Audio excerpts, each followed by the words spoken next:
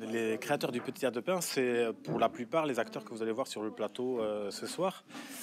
Au départ, on est des étudiants tous à la faculté de Bordeaux et animés par le même feu intérieur, je crois, d'être sur les planches et de travailler sur les planches. Et du coup, tout en passant nos examens, en fait, d'entrée, on a créé le Petit Théâtre de Pin et on passait plus de temps déjà à l'époque sur les routes que sur les bancs de la fac, mais tout en passant nos examens, et ils ne nous ont jamais tenu rigueur. Je suis déjà originaire de l'intérieur du Pays Basque, donc qu'est-ce que je peux vous dire moi personnellement, évidemment. Pour moi, à l'époque, déjà, c'était juste un mouvement naturel, j'allais dire ça comme ça. Notre première pièce, on l'a montée à Issoula, au Stabat. Et donc, naturellement, en fait, la première création a été en même temps le berceau aussi de la troupe. Et du coup, vite après, on s'est installé par la suite à La Ressort grâce à un travail en collaboration avec l'hôpital de Bayonne. Et ensuite, le théâtre, c'est une histoire de cœur, de nécessité, de vitalité à un moment donné, et qui ont fait que voilà, le Petit Théâtre de Pin s'est ancré ici au Pays Basque. Le nom du Petit Théâtre de Pin fait référence en fait à une femme qui était dans le ghetto de Wilno, donc pendant la Seconde Guerre mondiale, et qui donc prenait sur sa ration de pain journalière en faire avec la mie de ce pain-là pour en faire des marionnettes. Et avec ces marionnettes-là, elle reconstituait et refaisait vivre tous les soirs le théâtre. Et Ariane Mnouchkine, effectivement, avait écrit une préface à l'histoire du théâtre en France, écrite par Jacqueline de Jomaron. Et Ariane Mnouchkine finissait cette évocation en disant que si on perdait ce petit théâtre de Pin-là, on perdrait le théâtre.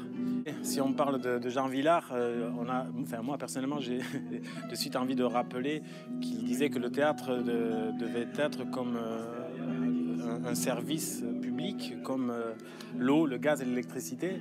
C'est presque devenu un concept à réinventer à chaque fois parce que la réalité est bien autre. Ça veut dire qu'il faut inventer.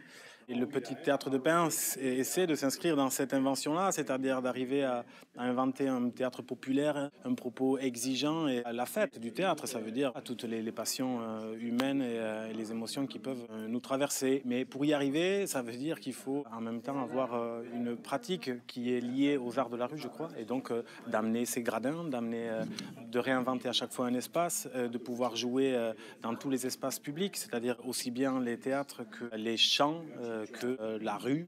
On essaie d'investir l'espace public neuf. En fait, c'est une commande que le Petit Théâtre de Pin a fait à Stéphane Guérin, c'est-à-dire qu'à la naissance du projet, ça naît d'une réunion du Petit Théâtre de Pin qui a envie de monter un spectacle ancré dans l'univers de la justice.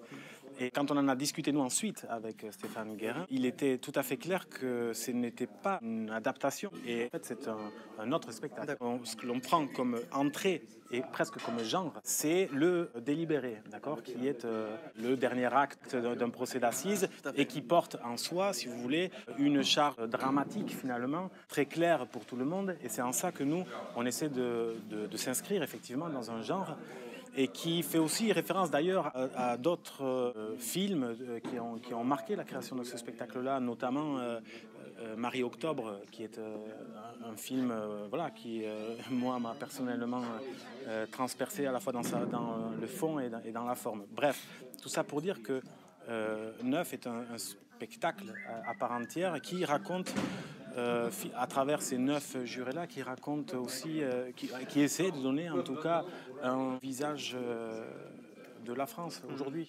Depuis 20 ans qu'on travaille au Petit Théâtre de Pin, on s'est inscrit dans des processus d'écriture différents, mais en général, on a toujours associé, dans la mesure du possible, l'auteur, et parfois c'était nous, mais d'associer l'auteur au plateau. Et ça veut dire que concrètement, Stéphane Guérin était avec nous pendant les répétitions et qu'il a écrit ce spectacle-là à partir des propositions des acteurs aussi, puisqu'on travaille avant tout du plateau. Et donc, nourri de toutes ces propositions-là, la troupe, et j'intègre Stéphane Guérin à ce moment-là et à cet endroit-là du travail, a écrit cette trame-là. Et l'écriture de Stéphane Guérin est venue se poser sur cette trame construite du plateau avec la proposition des acteurs.